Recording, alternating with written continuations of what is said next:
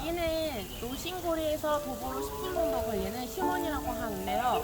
여기는 남송 그때 이제 심씨의 부호가 자기 이제 개인 주택으로 사용했던 곳입니다.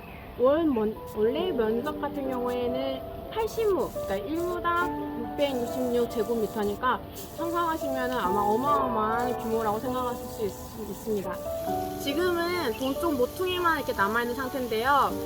지금 심씨의 후손인 그 심의인과 그 부인 황씨가 이제 살고 있었다고 해요. 신중국이 설립이 되고 나서 1985년에 다시 복원, 발굴 작업을 시작을 해서 지금의 이 모습을 갖춰지게 되었는데요. 심씨가 다행히도 평면도를 가지고 있었다고 합니다. 그래서 이 평면도를 가지고 복원 작업을 할 수가 있게 되었는데요. 이렇게 지금 남아있는 이곳에는 애국시인이라고 할 수 있는, 중국의 애국시인이라고 할 수 있는 유교. 이 유교는 중국에서는 애국시인으로 아주 잘 알려져 있는 시인입니다. 유교는 원래 29세에 과거에 급제를 해서 1등으로 급제를 하게 되는데요. 그때 당시에 쥐네가, 아주 권력자였던 쥐네가 자기의 손자가 2등을 하게 된 게 너무 못마땅했던 거예요. 그래서 이 유교를 갖다가 이제 파직을 시키고 그 후에 유교가 다시 서른이 넘어서야 마침내 다시 과거에 급제를 할 수 있었다고 합니다. 보면은 이 유교는 끝까지 북벌 정책을 펼치는데요. 그로 인해서 조합파한테 아주 미운털을 박히게 돼요. 그래서 별세를 더 잊지 못하고 파직을 당하게 됩니다. 네, 이렇게 유교는 파직을 당한 후에도 북벌을 끝까지 멈추지 않는 그런 애국시인이었다고 합니다. 네, 지금 이 심원에서 하이라이트라고 할 수 있는 저희는 체두공 10여개 지금 와 있는데요. 사실 이 유교는 20세가 된 날 어머님이 두 손으로 해서 외사촌인 누이와 결혼을 하게 됩니다. 이들은 너무 금술이 좋았던 나머지 어머님이 이제 공부를 게을리한다는 이유로 그 둘을 헤어지게 해요. 그래서 이 금술이 좋았던 이들은 어쩔 수 없이 헤어진 이후에 따로 각자 다시 재혼을 하게 되는데요. 그럼에도 불구하고 이 유교는 당환을 잊지 못합니다. 그래서 유교는 7년이 지난 어느 날 이 당환과의 함께했던 이 심원에서의 추억이 그리운 나머지 이곳에 와서 추억의 감상에 이렇게 젖어 있었는데요. 그때 당환도 자기의 현 남편과 함께 이곳에 와 있었어요. 그래서 이 둘은 만나고 당환은 그 남편에게 다시 이제 좀 이렇게 설명을 하고 이 둘은 술을 마시게 됩니다. 이 술을 마시면서 감회에 젖었던 유교는 이 10여개 시를 적게 되는데요. 불그레 고운손 한둥주 따르는데 성 가득 봄빛이요 담장엔 버드나무 동풍이 심술구져 즐거운 정 엷어졌네. 가슴에 수심 품고 몇 년이나 헤어져 살았던가. 잘못됐어 잘못됐어 잘못됐어. 봄빛은 얘 같으나 사람은 속절없이 야위어 눈물 흔적 비단수건 붉게 적시네. 복삭꽃 떨어지고 목가에 누가 고요한데 산을 두고 한 맹세 남았으나 편지 한 장 못 붙이니 말아라 말아라 말아라. 이를 본 당환도 주체할 수 없는 감회에 젖어 이렇게 답시를 씁니다. 세상 물정 야박하고 인정은 고약해. 황혼역 빗속에 꽃은 쉽게 떨어지네. 새벽바람 건조해도 눈물 흔적 남았는데 마음속 일들을 쏟아내고 싶어 난간에 기대어 혼자 중얼거리네. 어렵네 어렵네 어렵네. 두 사람 각각되어 지금은 어제와 다른 신세. 병든 영혼 언제나 그네주 같도다.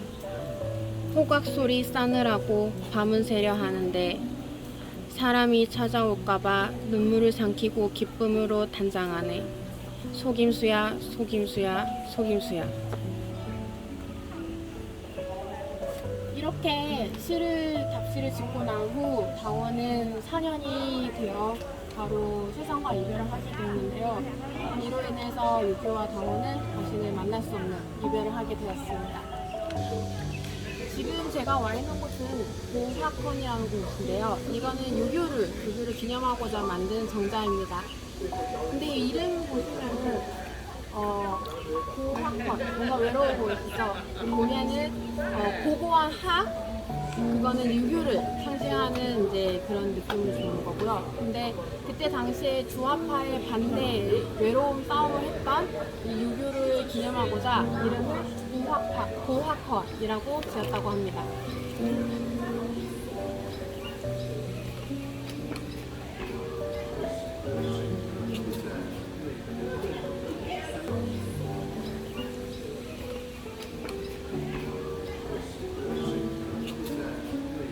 제가 지금 서 있는 이곳은 호롯이라는 연못인데요. 생긴 모양새가 조롱박같이 생겼다고 해서 호롯이라고 합니다.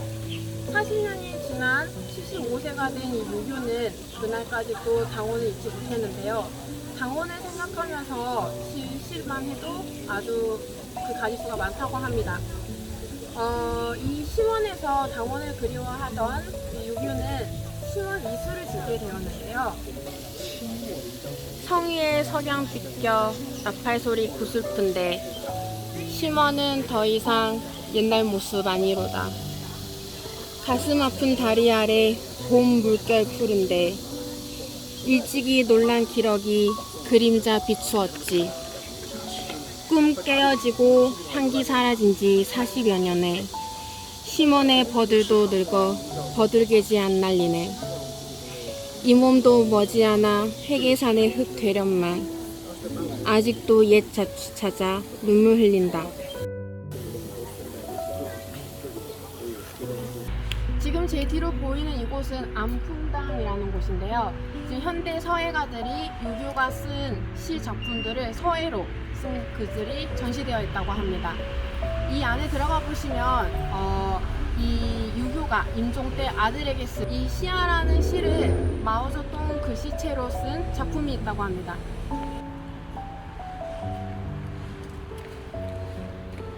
지금 제 뒤에 보이는 이 글씨는 이 시인 유교가 임종을 앞두고 아들에게 쓴 시 시아라는 시인데요. 중국의 초대 주석인 마오쩌둥이 쓴 글씨체입니다. 죽고 나면 만사가 헛된 줄 알지만 구주가 하나됨을 못 본 것이 슬플 뿐 우리 군사 북으로 중원 평정하는 날엔 제사 때 아비에게 잊지 말고 알려라.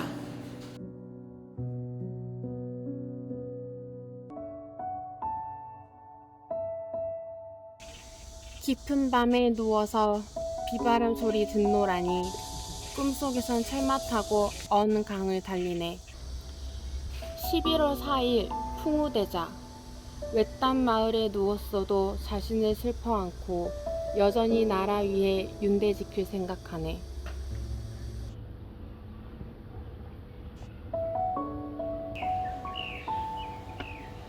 제가 이렇게 동원에 들어오면 바로 여기 이렇게 태호석이 저희를 맞이하고 있는데요. 그럼 우리 함께 이 태호석의 글귀를 잠깐 살펴볼까요? 问世间情为何物只教人生死相许 세상에게 정이라는 물건이 무엇이냐고 물어보니 사람이 생과 죽음이 같이 하도록 만드네, 이런 뜻입니다. 이것은 원나라 초의 문학가인 원호문이 그 모어화에서 발췌한 건데요. 이 원나라 때 이 원호문이 과거 시험을 보러 가는 길에 이런 장면을 보았다고 합니다. 어떤 사람이 이 기러기를 잡는데 이 기러기를 잡으니까 기러기의 짝이 그 모습을 보다가 너무 슬픔에 잠겨서 제 머리를 바닥에 부딪혀서 죽었다고 합니다. 그 모습을 보고 원어민이 너무 슬퍼서 기러기를 묻어주고 이 자리에 이런 비석을 세워서 이렇게 글귀를 새겼다고 합니다.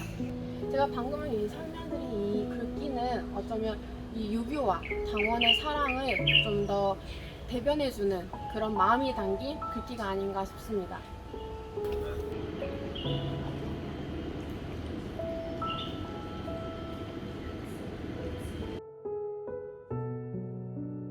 지금 여기 또 보시면 별달 모양의 바위가 가운데 끊긴 거를 볼 수 있는데요.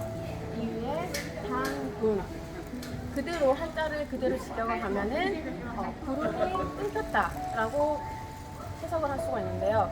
중국어 음의 단운이라고 다시 인연이 끊겼다 할 수 있는 또한 유엔이라고 같은 중국어 음을 쓰면요.